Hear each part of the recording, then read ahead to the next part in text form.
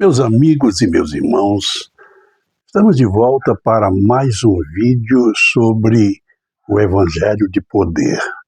O Evangelho de Nosso Senhor Jesus Cristo é o Evangelho de poder.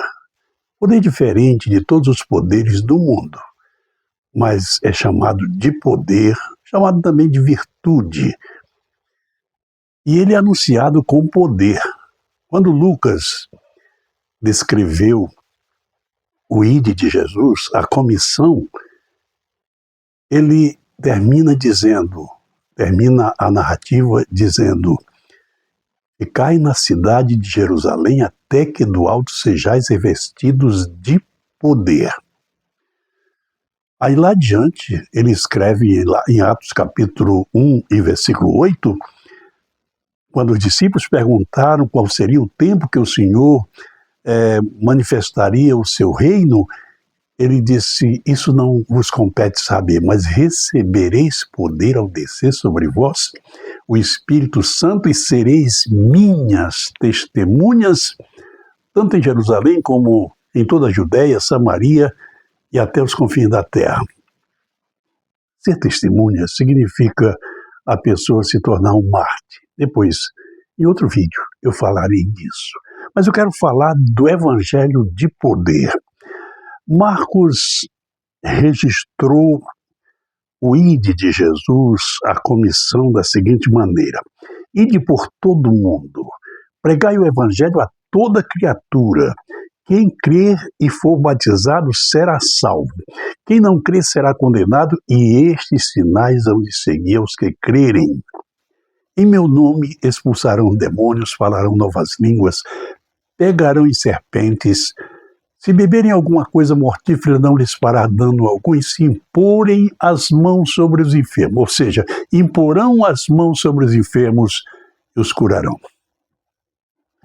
O evangelho que não tem a evidência de sinais e a manifestação de poder não é o evangelho de Jesus Cristo.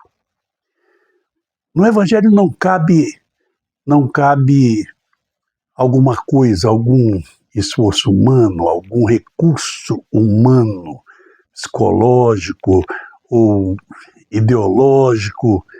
O Evangelho é espiritual.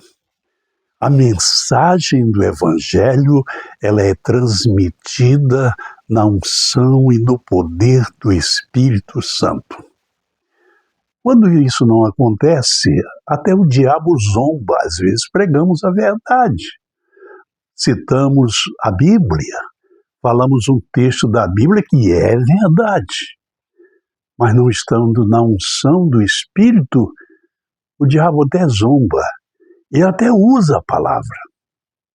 Ele usou a palavra para tentar Eva, usou a palavra para tentar Jesus, dizendo: se tu és o Filho de Deus, faz que essas pedras se transformem em pães. Mas Jesus estava cheio do Espírito Santo e disse a ele: nem só de pão viverá o homem, mas de toda a palavra que procede da boca de Deus. O apóstolo Paulo disse: não me envergonho do Evangelho, porque é o poder de Deus para a salvação de todo o que crê. Todo o que nele crê, primeiro do judeu e depois do grego, porque nele, no Evangelho, se descobre, se desvenda a justiça de Deus de fé em fé. Então esses sinais, disse Jesus, hão de seguir. Agora, nós vemos entre os evangélicos algumas coisas que não foi, Jesus não indicou. Nós vimos aí há pouco tempo o cai-cai, as pessoas caírem dizendo que estavam caindo no Espírito. Esse poder Jesus, esse sinal Jesus não deu aos discípulos. Também aquelas coisas que, aquela linguagem que os crentes usam, está amarrado, também não está nos sinais. Não está nos sinais. Também aqueles que dizem: é só determinar. Não, também não está assim. Mas Jesus disse que expulsaria os demônios. Esse é o primeiro sinal de quem vai evangelizar. A primeira coisa que precisa é expulsar demônios. Lembre-se que quando Jesus entrou na aldeia dos Gadarenos, onde existiam muitos demônios, a primeira coisa que Jesus fez foi libertar um homem de uma legião de demônios. Jesus disse, expulsar o demônio, o primeiro sinal, porque quem vai evangelizar vai entrar no terreno ocupado pelos demônios, onde há incredulidade, onde as pessoas vivem no pecado e os demônios dominam. Então, o primeiro sinal de quem evangeliza é expulsar demônios. O segundo sinal, Jesus disse, ele é sobrenatural, é falar em outras línguas. Falar em outras línguas, sim. Este é o sinal. O sinal para convencer as pessoas de que Deus está naquele evangelista, naquele pregador, naquela pregação. O terceiro sinal é, se beberem alguma coisa mortífera, não lhes fará mal algum. Pegarão em serpentes, Jesus disse, pegarão em serpentes. Nós vemos que Deus abriu a porta para a evangelização lá na ilha de Malta, quando Paulo pegou numa serpente. Ele não pegou porque quis, ele não foi tentar a serpente, ele não foi pegar a serpente para mostrar que tinha poder, não.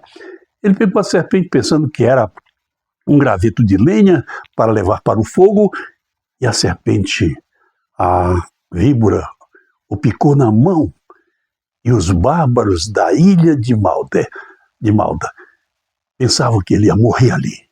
Pensavam que ele ia cair morto, ou então inchar muito o seu corpo de repente. Porque eles conheciam a víbora, eles conheciam que aquele tipo de víbora matava mesmo, era venenosa. Mas, passado algum tempo, nem o mal aconteceu a Paulo. E os bárbaros disseram, esse homem é um deus. Porque, escapando do naufrágio, agora a serpente não o matou, então ele é um deus. E o que foi que eles fizeram?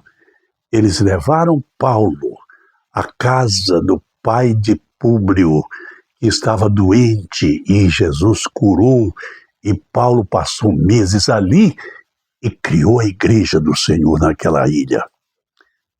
Então os sinais são vitais para abrirmos trabalho, para que o incrédulo, a pessoa que não crê, veja que nós não estamos pregando uma religião, não estamos pregando um credo qualquer, nós estamos pregando Jesus Cristo, o Salvador, o Libertador, o que tem todo o poder no céu e na terra e que se empenhou morrendo na cruz para nos salvar. Este é o Evangelho. Beberão alguma coisa mortífera, não lhes fará dano algum, imporão as mãos sobre os doentes. Esse é um sinal que segue a quem vai evangelizar. Quem vai evangelizar encontra muita gente doente de toda sorte de doença. Você lembra que quando Jesus começou o ministério, ele curava as pessoas de toda sorte de doença? Sorte aqui é todo tipo de doença. Jesus curava. Assim, aquela pessoa que vai evangelizar, ele vai na unção do poder de Deus, e os sinais vão se manifestar. O evangelho que não tem o poder de Deus não é o evangelho de Jesus Cristo. Creia nisso. Nosso Deus e nosso Pai, eu creio na palavra que estou anunciando. Eu te peço que essa palavra não volte vazia, mas vá aos corações e produza a fé que as pessoas precisam para crerem. Em nome de Jesus. Eu volto em outros vídeos falando sobre o Evangelho de poder. Até a próxima oportunidade.